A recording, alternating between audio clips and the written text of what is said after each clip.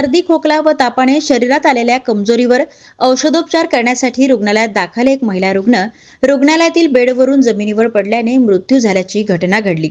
ही घटना 10 सप्टेंबर रोजी पहाटे 6 वाजताच्या सुमारास स्थानिक लाखांदूर येथील ग्रामीण रुग्णालयात घडली आणि या घटनेत तालुक्यातील भागडी येथील रेखा केशव मस्के वय वर्ष 55 नामक महिला रुग्णाचा मृत्यू झाला आहे। या घटनेतील पीडित महिला ही रुग्णाची मागील 3-4 दिवसांपासून अचानक प्रकृती खराब झाली होती आणि त्यावर स्थानिक डॉक्टरांनी औषधोपचार केला होता। मात्र या औषधोपचारानंतर महिलेच्या प्रकृतीत सुधारणा होत नसल्याने 9 सप्टेंबर रोजी सकाळी 11 वाजताच्या सुमारास उपचारासाठी लाखांदूर येथील ग्रामीण रुग्णालयात दाखल करण्यात आले होते आणि रुग्णालयातील वार्ड क्रमांक 3 मधील बेड क्रमांक 3 वर औषधोपचार करीत असलेल्या घटनेतील मृतक महिलेने पहाटेच्या सुमारास बेडवरच बाजू बदलली आणि तथापि रुग्णालयातील बेडवर पलटलेल्या महिला ही बेडवरून जमिनीवर पडली। या घटनेत महिला रुग्णाच्या डोक्याला गंभीर जखम झाली।